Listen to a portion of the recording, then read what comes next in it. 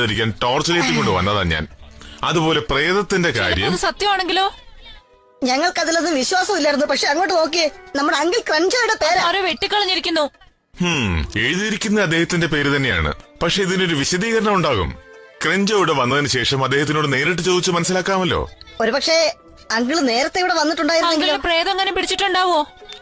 ആദ്യം പ്രേതം എന്നൊരു കാര്യം ഇല്ല എന്ന് നിങ്ങൾ മനസ്സിലാക്കൂ. പിന്നെ ക്രഞ്ചോ എന്തെങ്കിലും കറക്റ്റ് സമയത്ത് വന്നതായി അറിയാമോ? ഞാൻ നിങ്ങളോട് പ്രോമിസ് ചെയ്യുന്നു, പേടിക്കുന്ന രീതിയിൽ ഇവിടെ ഒന്നും തന്നെ ഇല്ല എന്ന്. ആദ്യം നിങ്ങൾ എന്നെ വിശ്വസിക്കൂ, എന്നിട്ട് ധൈര്യമായിട്ടിരിക്കൂ. ആരത്?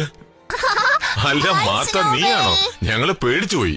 അതിശയം തന്നെ, ഇവള് നന്നായിട്ട് സംസാരിച്ചു തുടങ്ങിയല്ലോ. കാക്കയ്ക്കും തൻ കുഞ്ഞു പൊൻകുഞ്ഞ്. ആ റൂമിൽ ഞങ്ങൾ തനിച്ചിരുന്നപ്പോ ഞങ്ങൾക്ക് വല്ലാതെ പേടിയായി. അതുകൊണ്ടാ.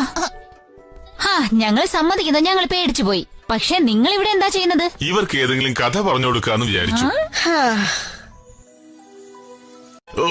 ഇപ്പൊ മനസ്സിലായി തടി വെച്ചാലുള്ള കുഴപ്പം എന്താണെന്ന്. റെഡി, 1 2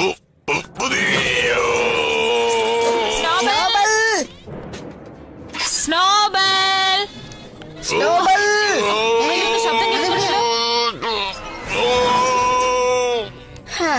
ഇനി കാറ്റടിക്കുന്നതോ മറ്റോ ആണോ? പ്രേതത്തിന്റെ ശബ്ദമാണെങ്കിലോ?